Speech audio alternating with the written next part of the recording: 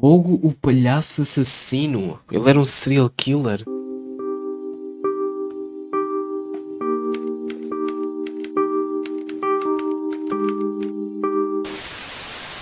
Oi, bonitos e bonitos, tudo bom com vocês? Mais uma Quinta Misteriosa. Se você é novo aqui no canal e não sabe o que é Quinta Misteriosa, toda quinta-feira temos esse quadro aqui no canal onde eu falo sobre serial killers ou casos não solucionados, casos bizarros, todo esse tipo de coisa. Então se você gosta desse assunto, já se inscreve aqui no canal pra não perder toda quinta-feira esse quadro. Se você ainda não tá inscrito no canal, já se inscreve aqui embaixo, aproveita, dá aquele like e também me segue nas redes sociais que eu vou deixar aí na tela pra vocês. Hoje eu vou contar a história do serial killer John Wayne Gacy, que vocês pediram muito.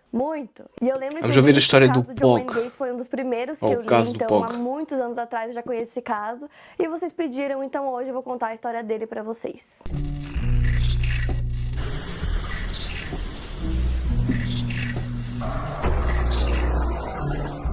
John Wayne Gacy nasceu no dia 17 de maio de 1942 em Chicago. Ele e seus irmãos sofriam um abuso constante do pai, John, que era alcoólatra e homofóbico. O Gacy se interessava por cozinha e jardinagem e era ridicularizado pelo pai. Ele era mais próximo da sua mãe e da irmã. O pai, além de ficar ridicularizando ele, também vivia batendo nele por qualquer coisinha. Quando ele tinha 9 anos de idade, ele foi molestado por um dos amigos próximos da família do pai dele. E ele nunca contou isso pra ninguém, ele tinha muito medo do pai, então ele não contou pra ninguém. Ele só foi falar disso muitos anos depois disso que aconteceu. Fora isso, quando ele tinha 11 anos de idade, ele levou uma pancada na cabeça que formou um coágulo que seria descoberto apenas 5 anos depois do trauma. Então só quando ele fez 16 anos que foi descoberto pelos médicos. E os médicos tentavam explicar pro pai dele que o caso era sério, que não era brincadeira, que o Gacy não estava ensaiando desmaios pra chamar a atenção de ninguém. Não foram suficientes. O pai ficava dizendo que não, que ele fazia isso de propósito, que ele queria chamar atenção e que nada daquilo era verdade. O pai dele era assim, muito cabeça dura mesmo, até pra esse tipo de coisa. E pra tentar fugir desse ambiente, uns anos depois ele se mudou pra Las Vegas e acabou trabalhando num necrotério. E aí a coisa já começa a ficar esquisita, ele não ganhava muito bem, então tinha dias que ele dormia lá no necrotério, se escondia e dormia lá. E teve uma vez que tinha um caixão lá com o corpo de um adolescente que tinha morrido, e ele praticou necrofilia com o cadáver, e logo depois disso ele largou desse emprego e se mudou. Então aos 22 anos ele foi pra Springfield, no estado de Illinois, onde ele acabou se casando. 2 anos depois ele levou a família pra Waterloo, no estado de Iowa, onde ele trabalhou pro seu sogro como gerente de 3 lanchonetes da franquia KFC, e nesse meio tempo ele também fazia parte da JACES, que é uma organização de formação e cidadania de liderança para pessoas com idade entre 18 e 40 anos. Ele e a esposa tiveram 2 filhos e nessa época ele dizia que a vida dele estava muito boa, estava perfeita. Inclusive o pai foi visitar ele e disse que estava errado sobre ele esse tempo todo, porque ele sempre foi muito duro com o Gacy. E aí quando ele viu ele formando uma família, trabalhando e tal, ele disse que ele estava errado.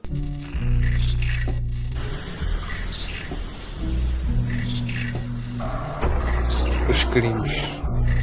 Mas por algum motivo isso não era suficiente pro Gacy. Nessa época ele começou a beber, começou a usar drogas, começou a trair a esposa eventualmente. Ele até chegou a abrir um bar no porão da casa dele e lá ele convidava os funcionários das lanchonetes para irem beber depois do expediente. Ele inclusive chamava também os funcionários adolescentes e tentava embebedar eles e depois tentar fazer alguma coisa. E se ele não conseguisse, ele dizia que era tudo brincadeira para não levar a mal, porque ele tava só brincando. E aí em 1967 o Gacy começou a ficar cada vez mais obcecado com essa história. Ele convidava vários garotos pra irem lá na casa dele.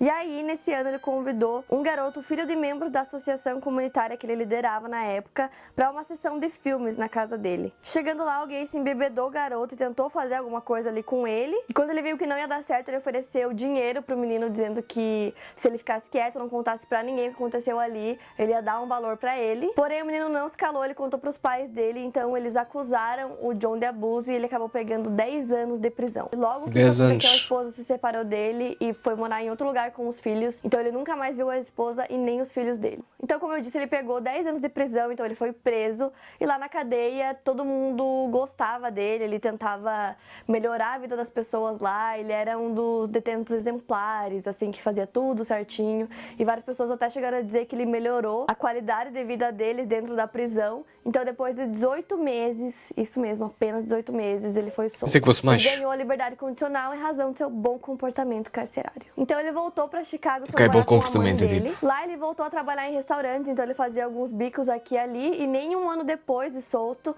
ele foi acusado novamente. Dessa vez ele foi acusado de tentar estuprar um adolescente, porém a acusação foi retirada quando o menino não apareceu no tribunal. Então, trabalhando e com a ajuda da mãe, ele acabou comprando uma casa pra ele e começou também um negócio na área de construção que rapidamente deu muito certo. E em 1972 ele noivou novamente. E aí, uma semana antes do casamento, ele foi acusado novamente por tentar molestar um garoto, que era inclusive adolescente, mas aí o Gacy pagou ele pra ficar calado e retirar a queixa, e o menino acabou retirando. E aí, mais tarde, em uma viagem de trabalho, ele acabou estuprando um dos seus funcionários. E o mesmo apareceu na casa dele alguns dias depois, enquanto ele tava no quintal, e deu uma surra nele, bateu muito nele mesmo.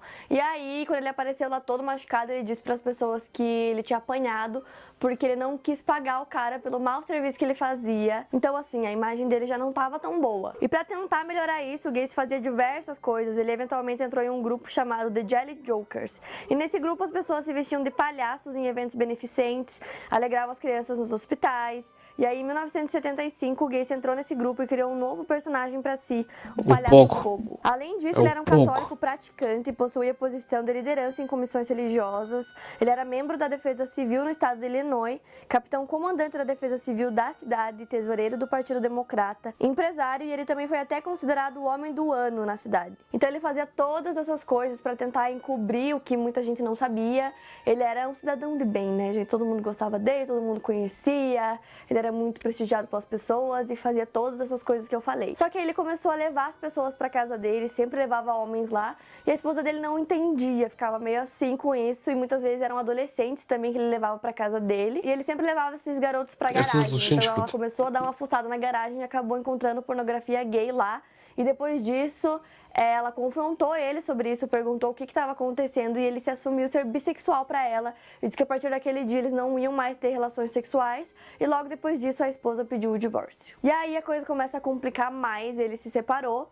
Então ele tinha a casa dele só pra ele começou a levar vários homens lá, e teve um dia que ele levou um adolescente chamado Timothy. Ele tinha 15 anos de idade e eles tiveram relações lá na casa dele. E aí de manhã, ao acordar, ele se deparou com o Timothy olhando pra ele no pé da cama com uma faca na mão. Sem pensar duas vezes, ele pulou em cima do menino, pegou a faca e esfaqueou ele até a morte, achando que era isso que ele queria fazer com ele. E aí ele foi pra cozinha e chegando lá ele viu que o menino tinha preparado o café da manhã pra eles. Então ele tava com a faca na mão só por estar, porque ele tava fazendo o café da manhã. Então quando ele foi pra cima do menino, ele não tava tentando fazer nada com ele, tava só tentando se defender do ataque. E enquanto o Gacy matava o menino, ele teve um orgasmo. O próximo assassinato aconteceu 2 anos depois. Ele sempre tentava levar garotos, homens pra casa dele, sempre com a mesma premissa. A maioria deles eram mais jovens, adolescentes. Ele sempre dizia, porque eu tenho uma empresa de construção, vamos fazer uma entrevista lá pra você ir trabalhar comigo. Ele sempre fazia promessas, alguma coisa que ele conseguisse levar a pessoa pra casa dele. Então quando ele conseguia atrair a vítima pra casa dele, ele prendia as mãos dela com algemas e aí fazia um monte de coisas bizarras. E no final ele sempre estrangulava as vítimas. Às vezes ele fazia isso com mais de uma pessoa ao mesmo tempo. E depois de mortos, ele pegava o corpo e enterrava embaixo da casa dele. Só que ele normalmente fazia essas coisas quando a pessoa já estava morta. Só que dessa vez ele fez diferente. Ele levou o menino pra casa dele com a mesma promessa de sempre. E com o menino lá ação, ele estuprou, ele torturou, fez um monte de coisas com ele, até que o menino implorou pra que ele matasse ele porque ele não aguentava mais. E depois de horas torturando o menino que estava algemado, ele colocou o menino dentro do carro, levou ele pro local onde ele trabalhava, tirou as algemas e soltou ele. E obviamente a polícia foi chamada, e quando perguntado, o Gacy falou que o menino era seu escravo sexual e que tudo era consentido, que ele não fez nada sem que tivessem deixado. E aí a polícia acreditou nele. E depois da primeira vez que ele matou o menino, 2 anos depois, ele começou a fazer isso assim com muita gente, tanto que chegou um momento que não tinha mais espaço embaixo da casa dele pra enterrar os corpos, então ele começou a jogar tudo num rio que tinha perto da casa dele. Então vários meninos começaram a desaparecer na cidade, e aí teve um deles que contou pros pais que estava indo fazer uma entrevista de emprego e contou aonde ele estava indo. Então os pais sabiam que ele tinha ido na casa do Gacy, e mais uma vez o menino desapareceu, nunca mais voltou. Então os pais foram até a polícia, fizeram a queixa, e aí a polícia ficou horas e horas interrogando o Gacy, fazendo um monte de perguntas. E nessa entrevista, inclusive, o Gacy falou uma coisa que ficou muito famosa, todo mundo que conhece o caso sabe, que ele falou assim pra polícia que até um palhaço consegue se safar. Então depois disso a polícia começou a ficar muito em cima dele pra ver se eles conseguiam descobrir alguma coisa. Então tinha viatura perto da casa dele o tempo todo, tudo que ele fazia era monitorado. A sentença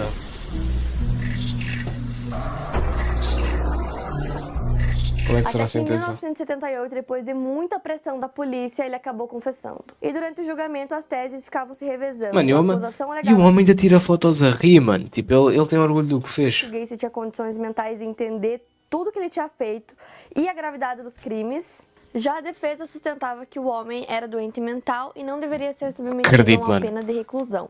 As principais testemunhas do Gacy foram a sua mãe e a sua irmã, que puderam confirmar os constantes abusos e agressões que ele sofria pelo pai quando era criança e adolescente. Porém, os amigos pela defesa disseram expressamente aos jurados que o Gacy não era insano, o que prejudicou e muito a estratégia dos seus advogados. A testemunha-chave para a acusação foi justamente o sobrevivente Jeffrey Ringel, que durante suas declarações ele chorava e vomitava compulsivamente. O julgamento nesse dia teve de ser paralisado diversas vezes para que o rapaz se recuperasse psicologicamente e conseguisse prosseguir com seu depoimento. No final, o júri decidiu que o John Wayne Gacy era imputável e culpado pela morte de 33 jovens. Ele foi sentenciado à pena de morte mediante a injeção letal. O Gacy ficou preso por 14 anos e durante esse período, enquanto ele aguardava o resultado dos recursos apresentados pelos seus advogados, ele tentou suicídio várias vezes e se tornou alcoólatra. Nessa época também ele começou a pintar vários quadros lá na prisão. Ele tingia autorretratos de personalidades conhecidas como Hitler, Charles Manson, Al Capone, John Dillinger, mas o seu tema principal eram os palhaços. Essas pinturas dele ganharam fama e foram exibidas em diversas galerias norte-americanas. As pessoas pagavam bem caro por essas pinturas, de $100 até $20 mil para comprar essas telas dele. O Gacy chegou a receber perto de $140 mil pelo conjunto da obra. A morte. Como é que ele morreu?